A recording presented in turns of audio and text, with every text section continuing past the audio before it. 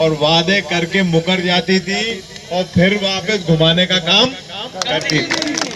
हम लोग जो कहेंगे वो करेंगे और ऐसी कोई बात नहीं कहेंगे जो हम नहीं कर सकते।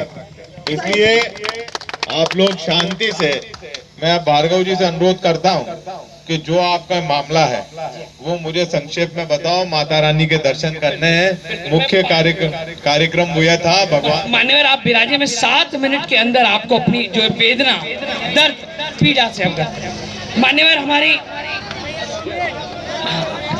मेरा साफा मैंने बांधना बंद कर रखा है किसी मानता के तहत, इसलिए नहीं बांधूंगा। ठीक है।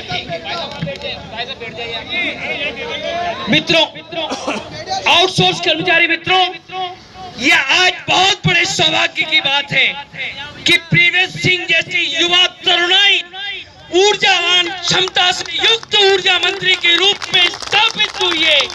हम उनका नयनाभिराम स्वागत, वंदन, अभिनंदन और हृदय की अथाई गहराइयों से स्वागत करते हैं और उनसे आग्रह करते हैं कि इस युवा पीढ़ी का जो 15 सालों में शिवराज सिंह चौहान ने जो इनका कत्लेआम किया है, 400 लड़कों को झुलसा झुलसा के टपका के मार डाला है, हजारों घर बर्बाद कर दिए हैं। वो कहते थे कि हम लाडली को लक्ष्मी बनाएंगे। हम उनको पत्र लिखकर कहते थे कि 6 और 8 हजार में क्या लाडलियां लक्ष्मी बन पाएंगी? अरे वो तो आउटसोर्स में रहकर बूढ़ी हो जाएंगी। आज हमारी जो आउटसोर्स की कन्याएं जो 2005 में लगी थी, आज 14 साल में ठेकेदारी प्रथा में बूढ़ी हो चुकी हैं। हम चाहेंगे कि माननीय मंत्री के रूप में ऊर्जा मंत्री जी इस बारे में महत्वपूर्ण निर्णय लें। हमारा यह आग्रह है कि चूंकि वचन पत्र में माननीय जो है कांग्रेस ने वादा किया है कि हम 60 दिन में रिक्त पद भरेंगे, हम 2 टूक माननीय मंत्री जी से आग्रह करना चाहेंगे कि हमारा जो विभाग है इसमें अनुभव को सदैव वरीयता दी जाती रही है। पहले भी जो कर्मचारी होते थे वो मास्टर बेस कर्मचारी होते थे। आज सर्विस उठाकर देख लीजिए, 80% कर्मचारियों को मास्टर के आधार पर नियमित किया गया था। पहले मास्टर व्यवस्था थी, अब आउटसोर्सिंग व्यवस्था है। हमारा माननीय ऊर्जा मंत्री जी से आग्रह है कि अब मास्टर व्यवस्था आउटसोर्सिंग में तब्दील हो चुकी है और हमारी जवानी, नई पीढ़ी के नौजवान जो लगभग 2005 से लगातार काम कर रहे हैं, किसी को 1 साल, 2 साल, 3 साल, 4 साल, 5 साल, 10 साल, 12 साल, 14 साल हो चुके हैं। ऐसी स्थिति में जो रिक्त पद हैं वो आउटसोर्सिंग कर्मचारियों के माध्यम से भरे जाएं, क्योंकि अनुभवी हैं। ये करतल ध्वनियां इस बात को प्रतिध्वनित कर रही हैं कि आप इनको वरीयता दें और इनके आधार पर भरे जाएं।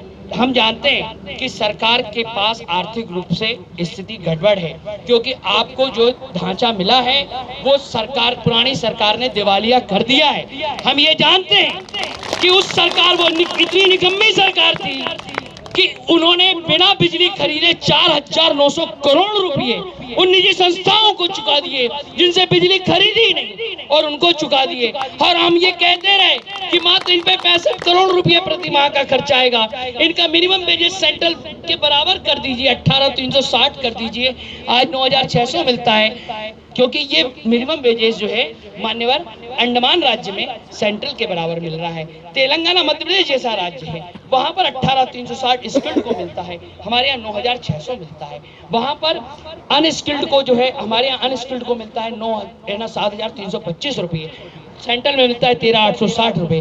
13,860 रुपये तेलंगाना में, अंडमान में, दिल्ली राज्य में और भी कई राज्यों में मिल रहा है। हम ये चाहते हैं कि आप इतना सा काम करते हैं, इनका मिनिमम वेजेस जो है सेंट्रल के बराबर हो जाए, और इसके बाद चूंकि हम जानते हैं कि वित्तीय स्थिति गड़बड़ है, आप इनको कार्यालय सहायक की जगह उप कार्यालय सहायक का पद निर्मित कर दें और इनको 18,360 पर इसी पद पर निर्मित कर दें। सब स्टेशन ऑपरेटर है तो उसको 18,360 पर फिक्स कर दें, है ना। उसको 25,000 रुपये नियमित वेतन मिलता है, हम उसको उप सब स्टेशन ऑपरेटर बनवाने को तैयार हैं। सर्वेयर है, उप सर्वेयर कर दें। लाइन हेल्पर है, उप लाइन हेल्पर करें। अरे चपरासी को भी उप चपरासी कर दें और उसको 13,860 कर दें। इससे क्या होगा, आपका वित्तीय ढांचा नहीं गड़बड़ाएगा और ये बेचारा जो आउटसोर्स कर्मचारी 24 घंटे काम करते हैं। आपका हक दिलाने के लिए कांग्रेस पार्टी कटिबद्ध है और आपका हक हम लोग दिलवाएंगे। व्यवस्था आप जानते हैं कि मध्य प्रदेश को बर्बाद करके शिवराज सिंह चौहान छोड़ के गया। बिल्कुल यहाँ पर व्यवस्था के नाम पर, आर्थिक स्थिति के नाम पर बंदरबांट हुई है, धन का दुरुपयोग हुआ है, अरबों रुपए के विज्ञापन छप गए, करोड़ों रुपया पोस्टरों और बैनरों पे खर्च हो गया, अरबों रुपया नमामि नर्मदा यात्रा में खर्च हो गया, अरबों रुपया। और माननीय नर्मदा खोखली हो गई। मैं जाता हूँ तो नर्मदा में ना रेत नहीं दिखती। तो अब जो लक्ष्य है वो ऐसा रास्ता निकालने का लक्ष्य है। हमारी जो विद्युत ऊर्जा विभाग का जो वचन पत्र है उसमें से 5 वचन हम लोगों ने लागू कर दिए हैं और आने वाले समय में मैं आपको विश्वास दिलाता हूं जल्द से जल्द बाकी के वचनों पर भी हम कार्रवाई करेंगे। आप क्या जो आज आपने ज्ञापन दे रहे हो, क्या ज्ञापन दो, आपके ज्ञापन के अनुसार और बिना आपको कॉन्फिडेंस में लिए हम कोई कदम नहीं उठाएंगे बहुत बढ़िया।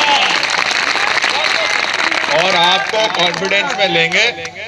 मैं तो पहले यहाँ कांग्रेस के प्रभारी के रूप में भी देवास में खूब काम कर चुका हूँ और आने वाले समय में मैं आपको विश्वास दिलाता हूँ मान्यवर मैं ज्ञापन दूं उसके पहले में ये हमारे जो साथी विकलांग हो गए इनकी सरकार में और ये दोगली नीति चल रही है। लिखित में कहा जाता है कि आपको काम है ना खंभे पे चढ़ के नहीं करना है। मान्यवर एक चीज और मैं महत्वपूर्ण एक लाइन में बोलना चाहता हूँ। हमारी मंदिर बंद हो जाएगा। जो कांग्रेस के टाइम में स्थापित परंपरा थी कि पहले क्या होता था कि कांग्रेस में 40 साल स्थापित परंपरा रही। कांग्रेस पहले नहीं 30 साल जो है कांग्रेस के टाइम में थे। 30 साल स्थापित परंपरा ये थी कि पहले 9 साल वो हेल्परी करता था, इसके बाद उसको खंबे पे चढ़ाते थे। ये कांग्रेस यार की परंपरा। एक काम करो भार्गव जी, आप 16 तारीख को आओ, भोपाल में मिलो मेरे से, ठीक है? भोपाल में आके और ये बिना मैंने जो बात कही ना, बिना आपको कॉन्फिडेंस में लिए हम कोई कदम नहीं उठाएंगे, ठीक है ना भाई? अब माननीय मुख्यमंत्री 1 मिनट रुक जाइए। बिल्कुल भार्गव जी, मैं मुख्यमंत्री जी से आपसे सर भेंट चंद करूंगा। लाइनें हैं सर चंद लाइनें आपके लिए बनाई है मैंने। सर ये चंद लाइनें हैं कि कमलनाथ जी आपसे आस लगाई है और मामा ने दर दर ठोकर खिलवाई है। ये वही आउटसोर्स कर्मचारी है। मैंने दिया आपको साहब, और आप कभी भोपाल आए, मेरे से समय लेके आए, मैं व्यवस्थित रूप से आपकी मुख्यमंत्री से भेंट करवाऊंगा। मान्यवर हम 20,000 आउटसोर्स कर्मचारी स्वागत करना चाहते हैं कमलनाथ जी का भोपाल में। हमारा ये आग्रह है कि ऊर्जा मंत्री जी जिंदाबाद, जिंदाबाद। ऊर्जा मंत्री जी जिंदाबाद। अभी करो अर्जेंट करो, सबको परमानेंट करो। अभी करो अर्जेंट करो, सबको परमानेंट करो। अभी तो ये अंगड़ाई है, आगे और लड़ाई है। साथियों व्यवस्था न बिगाड़े, माननीय मंत्री जी को